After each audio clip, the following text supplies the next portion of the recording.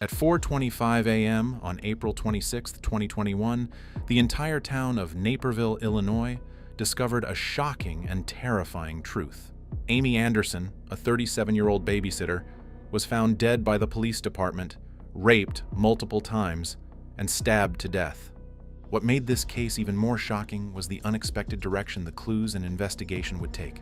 Michael Anderson, her 47-year-old husband, would be found lying dead drunk in the same house with her, alongside 3 of his friends with a set of bloody knives on the kitchen counter. During the investigation, the detectives of the police department of Naperville knew they were likely to uncover a chain of events led by extreme anger, infidelity, jealousy, bitterness, and animosity. But what no one would expect was the reason behind everything that happened. This is the disturbing story of a cheating escapade gone wrong. Born in 1974 to parents Angela and Steve Anderson in the peaceful town of Naperville, Michael Anderson was an extremely loved child. Being the only child of his parents, he got everything he wanted as a child. He attended the best schools and had the best education. He was also gifted. He always knew when something was wrong, and this helped a lot even as an adult. While speaking to journalists in an interview, Lucas Anderson, Michael's cousin, who had lived with Michael's family for a while, described Michael as an undercover detective who always knew when something was not right. He could tell when something was wrong without even trying. His judgments were always accurate at all times, and we trusted him with our decisions because if Michael says something is right, then it is, and if he says otherwise, then it's not.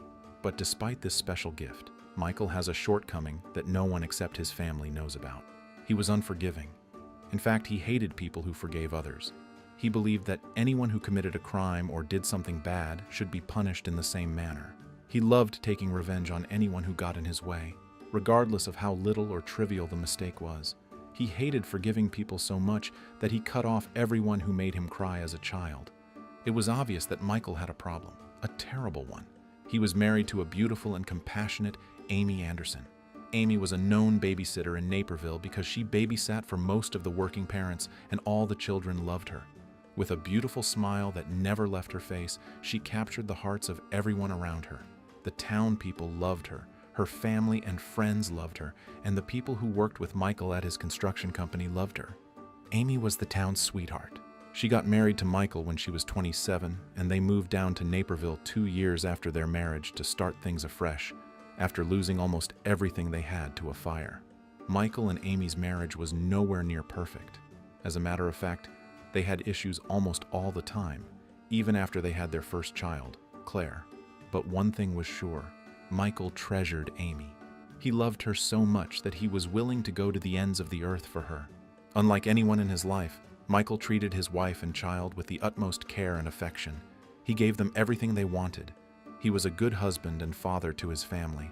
Unfortunately, Amy had a flaw as well. She was never satisfied. Nothing in the world could satisfy her desires. She always wanted more, regardless of what she had, but for a long time, she was able to keep this hidden from everyone around her. According to a few of the townspeople who had seen them together at events, Michael always looked at her like she was the most important thing in his life. It was really beautiful to see that despite their constant arguments, nothing changed the love between the two of them. But all that changed when Amy started babysitting for the McHales. Tony McHale was a single father with a 5-year-old daughter, Danny. Tony worked as an architect in one of the fast-rising organizations in Naperville, so when his job got too hectic and he had no time to spare for his daughter, he decided to hire the town's most loved babysitter, Amy. But little did she know what she was signing up for. At first, the relationship between Amy and Tony was purely platonic. Of course, they had to be friends to work together. Amy would go to the McHale's house with her daughter, Claire, every day before Tony left for work. This way, she had enough time to prepare Danny's outfits and food for the day while she played with her daughter.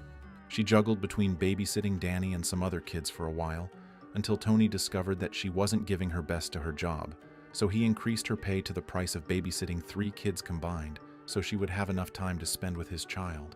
This is where their relationship took a new turn. Amy began to get attracted to Tony. She started leaving home earlier than she would just to be able to spend more time with him. And some other times, she would drop Claire off at her father's workplace so she would be able to interact with Tony without interruptions. Tony, on the other hand, did not fail to notice Amy's change of attitude. In fact, He was attracted to her first, and after she had begun paying extra attention to him, he decided he was going to go for her if she gave him the permission. And one day she did. It was a quiet Friday morning. The rain has just ended and the weather is cold and brittle. Michael had left the house for work early in the morning, and this gave Amy the time to dress up, especially for Tony. She wore a backless off-shoulder gown with a jacket and dropped Claire at her friend's house after lying that she had somewhere important to be.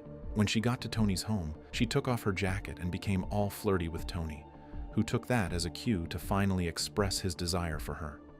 One thing led to another, and the two ended up having hot sex on the kitchen counter. Amy felt no regret for what she did and went home, feeling like the happiest woman in the world. This act continued between the two of them for a while before it grew into something more than just sexual intercourse. They started texting each other a lot and talking about personal things as well.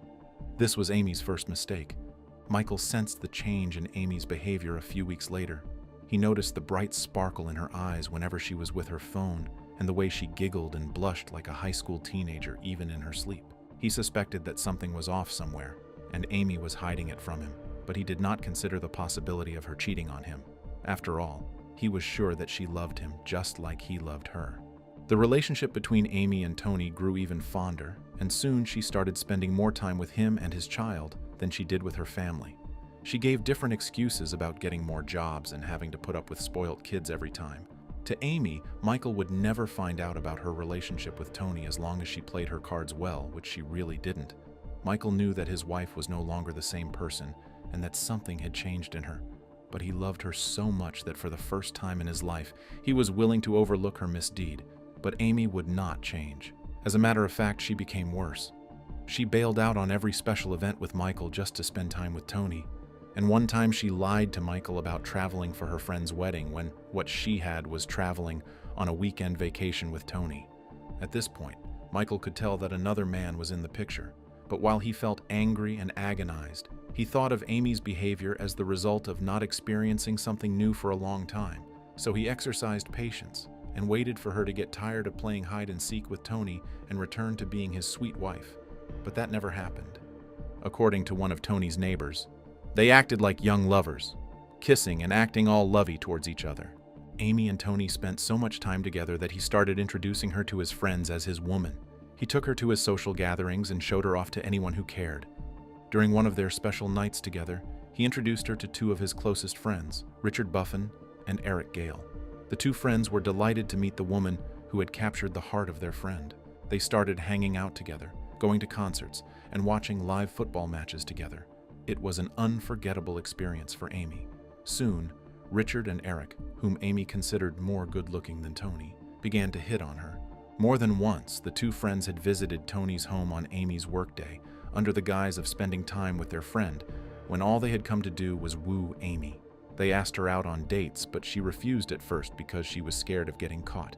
And besides, it would be bad for anyone to find out that she was sleeping with 3 friends while she was still married. However, Richard and Eric assured her that Tony would never find out about their relationship and talk more about her husband. They promised to stop the affair once Tony starts suspecting. She agreed, and she started going out with the 2 men. At this time, Michael had traveled for a job, so Amy took advantage of his absence and started going out with the 2 other men as well. She enjoyed the thrill that came from hiding her numerous affairs. She also loved the gifts and expensive lifestyle she was getting from her lovers. By the time Mikkel returned from his journey, Amy had changed totally. She no longer behaved like the wife he knew. She stopped babysitting as well, and when she asked her why she stopped it, all she said was that she was tired of putting up with other people's spoiled kids and she needed a break. At this point, Michael was beginning to run out of patience, and when he saw that she was not remorseful about her actions, he decided to teach her a lesson. He bought toxic chemical sprays and added them to her clothes when she wasn't suspicious. At first, Amy noticed that her skin started breaking out. She didn't think anything of it as she applied skincare products immediately, but the more she used the skincare products, the more her skin got worse. Tony noticed this and offered to take her to see a dermatologist. She contemplated refusing this offer, especially as it would make Michael suspect that something was happening behind his back, because there's no way she could afford a dermatologist's appointment. Not that she had stopped working. She refused his offer and insisted on getting treated on her own, but the doctors she consulted were unable to diagnose her of anything. All they did was give her a couple of pieces of advice about changing her skincare routine and avoiding body contact with too many people. She did as she was told, but when her skin reaction refused to yield results, she stopped trying and tagged it as a phase that would soon come to an end. Michael hated having to punish his wife in this manner, but the anger and bitterness he felt outweighed the love he had for her. He was ready to go to any length to make her pay for lying to him and cheating, but he couldn't bear seeing her waste her time and money on products that would never work. So he stopped spraying her clothes with the chemicals, hoping she would change on her own. One hot afternoon in March, Amy had gone shopping for their daughter's talent show dresses, leaving only Michael at home. At first, Michael thought about confronting her when she returned from shopping, but he decided against it because he thought it would be bad for his daughter to see them arguing, so he went to their room for a nap. But his eyes caught something strange as he looked over Amy's dressing table. There was something that looked like a calendar. Amy was not someone to keep track of special dates, so it piqued his interest that she had a personal calendar, so he walked over to check it out. But nothing would prepare him for the horror he was about to encounter. On the calendar, Amy marked the days she went out with each of her lovers. Her record-keeping skills were so perfect that none of the days ever clashed with each other. As he turned the calendar, a journal fell from the table, and when he opened it, tears filled his eyes. There were pictures of Amy in compromising positions with her lovers in different places. She looked so happy with each of them.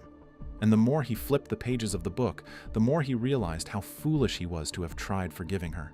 He blamed himself for not trusting his judgments like always. That afternoon, he felt like a wounded lion with a bruised ego. He hated himself for trusting her and acting blind to her faults. He closed the journal as anger and resentment rose in his chest. He left the house immediately to go to a bar to drink and make plans on how to teach Amy a lesson she would never forget in her life.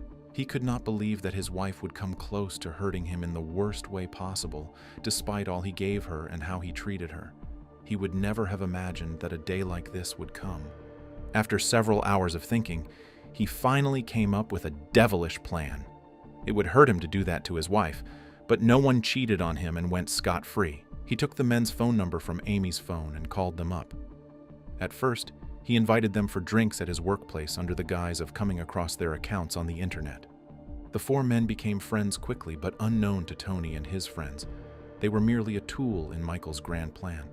Their friendship blossomed, and soon they started meeting at each other's house. But Michael planned things so meticulously that Amy never met four of them together. So, to her, she was smart and would never get caught cheating. But to Michael, he was only letting her have fun before he stepped in. 4:05 a.m., April 26, 2024. Michael invited his 3 new friends over to his place for drinks while Amy was out. The men had never been in his house for long, so they took their time to admire it. Prior to this time, Michael had taken away the family pictures in his living room. He did not want any of the men to suspect that he was married to Amy, and aside from that, Tony had told him of the special woman in his life. Michael's anger grew anytime Tony talked about Amy like she was some angel, and on the other hand, he felt sorry for Tony for being so gullible and unsuspecting. His special woman was getting down with his closest friends, and he didn't know anything about it. He smiled and offered them drinks like a good host, but unknown to the other men, their drinks had been spiked before they came. Michael made sure to put in an excess dose of a hard drug that would not only make them lose control, but would also make them behave like erratic animals. Amy came into the house hours later, after the drug had begun to kick in. Seeing all her lovers and husbands in her home shocked her to the bone. Never, in her wildest imagination, would she have thought they would be in the same place together. Michael introduced them to her as his friends with a sinister smile on his face. Amy could tell that something was wrong, but she couldn't pinpoint exactly what it was. She stepped into the room for a change of clothes. This was when the horror began. Michael led the drunk men into the room. He handed each of them a knife and explained what Amy had done from the start.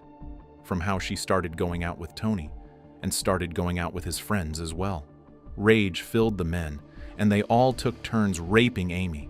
And after raping, they all stabbed her 10 times each. So Amy Anderson laid in her pool of blood, stabbed 40 times. After making sure that Amy was dead and no longer breathing, Michael wrapped her body tightly with a bedspread before placing her properly on the bed. He washed the rest of the house except for the murder tools, which were left on the table for anyone to see. Also, he called his parents, whom he had dropped Claire with earlier that morning and told them to take proper care of his daughter. He bade her farewell and said he would be traveling for a very long time. After doing all these things, he called 911 to report the crime and turn himself and the 3 other men in. According to the 911 call respondent, his words were slurry, as though he were drunk. When the police department got there, they found Michael and the 3 other men lying on the floor, dead drunk. They found semen on Amy's body, and when they counted, she had 40 stab wounds everywhere, including her private part.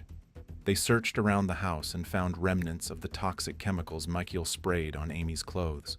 They also found Amy's journal and calendar. They found a journal belonging to Michael where he described how he would get rid of Amy. It was obvious at this point that Michael did not belong back in society. As the investigation continued, the police discovered that Tony was not the first man Amy had an affair with. Apparently, she had gone around with a couple of other men for unknown reasons. On November 19, 2021, while Tony McHale, Richard Buffin, and Eric Gale were sentenced to life imprisonment for their crimes with the possibility of parole, Michael Anderson was sentenced to life imprisonment without the possibility of parole or amnesty. According to the judge, he's a psychopath who doesn't deserve to return to society.